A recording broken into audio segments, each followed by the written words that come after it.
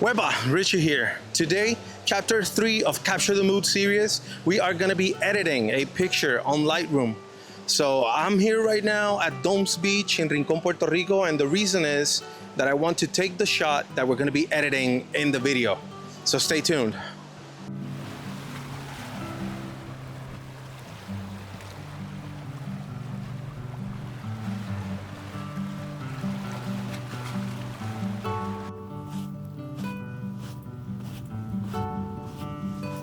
I am crossing here to a place that looks really cool. I'm gonna be showing it to you guys in a second, but I mean, I'm gonna show it now. It looks awesome.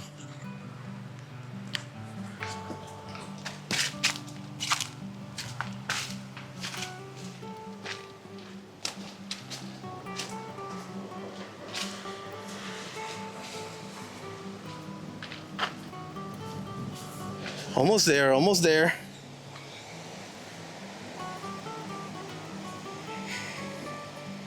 Ah, this looks great. This looks great. This is a great spot.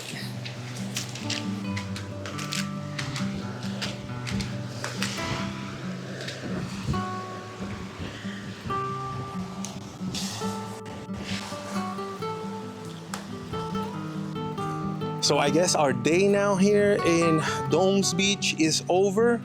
The sunset wasn't as spectacular as I was expecting.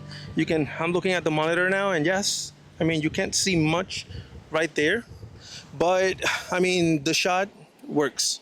And because I talked to you before about wanting a moody feel, I talked to you about the clouds. You can see the sky right now, even though we don't have that light from the sun that is coming right towards us, but it's something that works, and you're gonna see in a moment.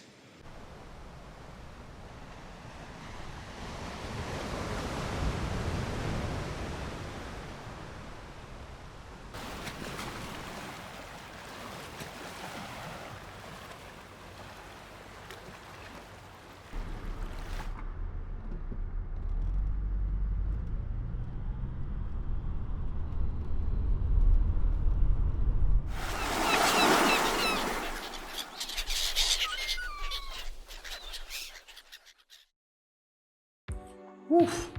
Just got back from the beach where we were taking the picture that we're now gonna be editing. This is gonna be the fun part. I'm gonna be taking you step by step by the things that I usually do to make my pictures have that moody feel when I want them to feel that way. Vamos allá. So this is the picture that I decided I wanted to edit right now to create that moody feel and get it to the point where it looks like a great picture. I usually shoot RAW. This time I decided to take the picture in JPG because that's usually what most people that are not pros are shooting. So I wanted to show you that even if you have a JPG or a RAW, even though the RAW gives you more depth in terms of what you can edit and the details that you can get out from that edit, the JPG is still gonna look good. You're still gonna be able to have an amazing picture and just get that mood going.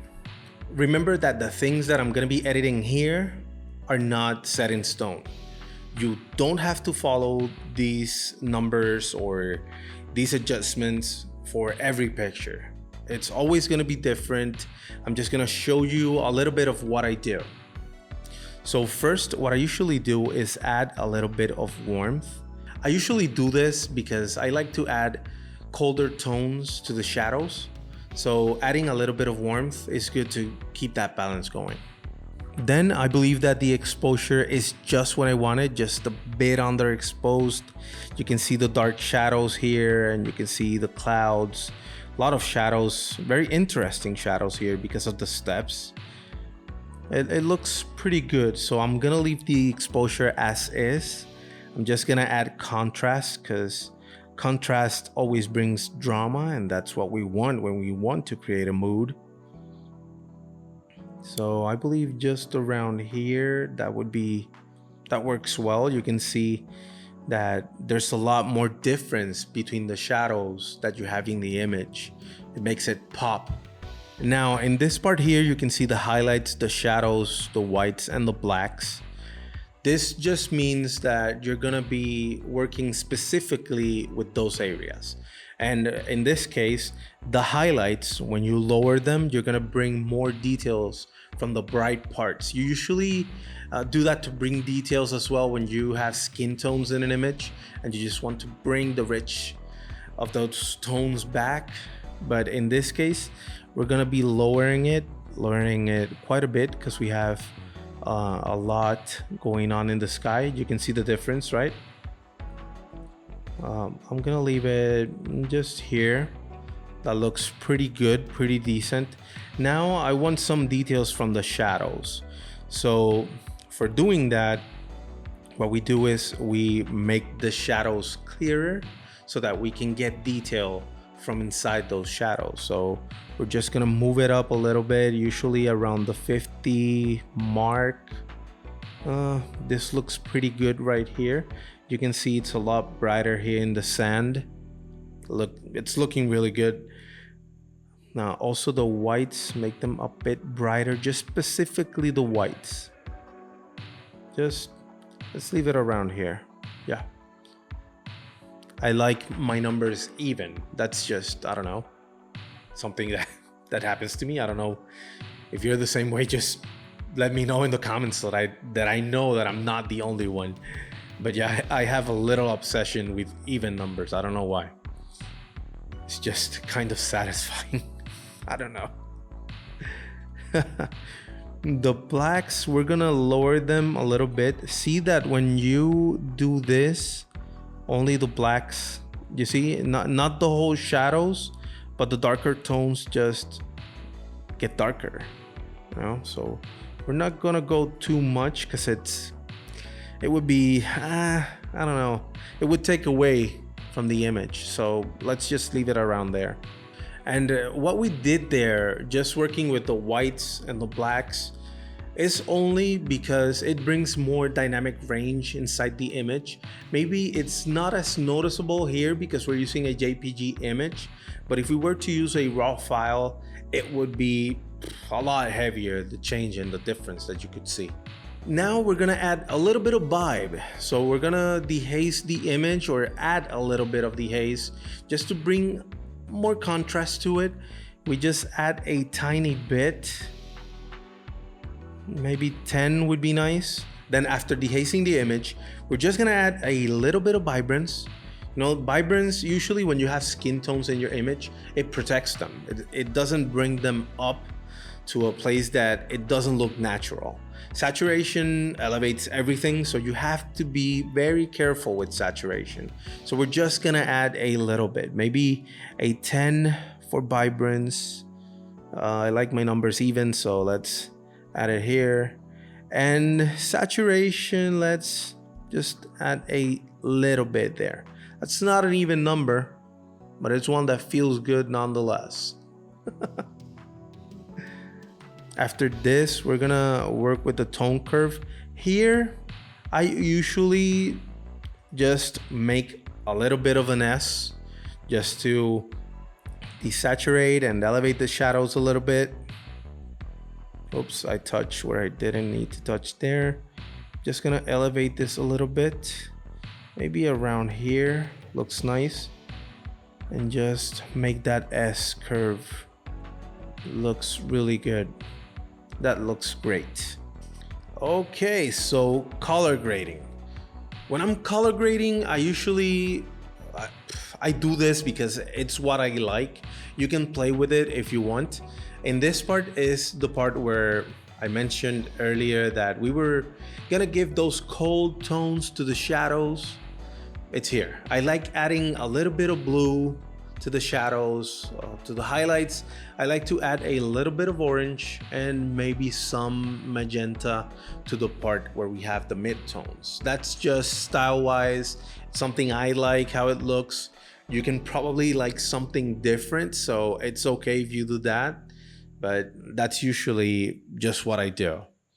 So I just add a little bit of blue to the shadows, just like this. This is good.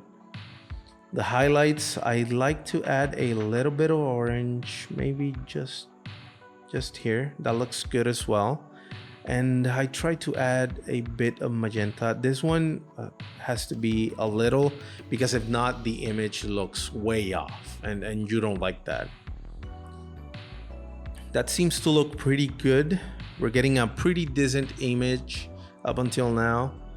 Sharpening, just simple, just about a 50. I like to add. Looks good when you upload the image online, so that's nice. Profile corrections, I just select the camera that I used, and then the lens is there so that you can get all the corrections. It's gonna be different for you if you use a different camera, but just make sure you do it, because the image can look compressed or maybe stretched if you're using the wrong lens profile correction. But yeah, that works. And let's see, a little bit of vignette. Always a little bit of vignette. You can add this so that the image takes you into the center of it, and your eye just moves naturally towards the center of the image. And considering that right now in this exact image we have a flag that's almost at the center, we want the eye to go there. That's the hot spot of the image, if you may. So yeah, just a little bit of vignette, that looks fine. And in calibration, I like to play with it a little bit. So when you are here in this panel right here, the calibration panel is gonna shift your entire color base. So pulling blue primary toward the teal is a common trick for that dark cinematic tone that you want in the image. So we are gonna just pull this a little bit to the left. Let's see, maybe a bit more. I'm liking it. I guess around here looks fine. I really like the tones in that image, so yeah, I'm gonna leave it there. So yeah, at this moment, most of you would say, yeah, that's a pretty good image. I'm gonna leave it there. I'm not gonna do much else, but I'm gonna be taking it a bit of a step forward. I'm just gonna do some regional details that I want to fix, and they're gonna work insanely well.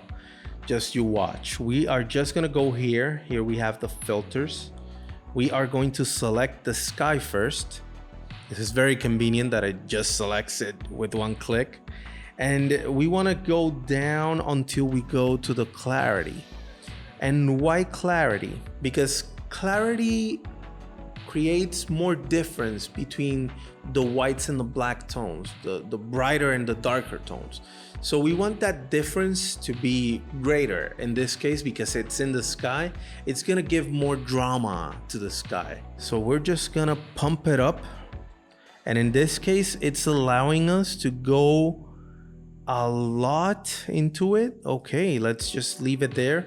You can see that now the sky looks more epic, if you will.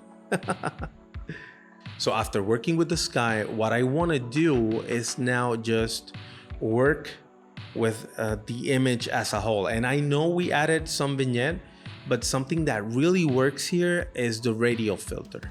I'm just gonna show you in this case, because we already have a mask, we can't just click here. So you're gonna have to go to this plus sign here, press it, and then you can select a different filter or a different selection that you want to make within your image. So what we want to do now is just a radial gradient, and we're gonna add it here near the center. You can see how it's coming along. Okay, let's leave it just there. Now you see that all of the red is on top of the image right in the center. So if we were to just move this here, it would only work within the center of the image. But because we don't want to do that, we have to go to the top, and there's this right here, invert. When you click it, magic. Now we want to work with the exposure a little bit, because we want to make all of this area darker. So let's just bring that down, bring that down.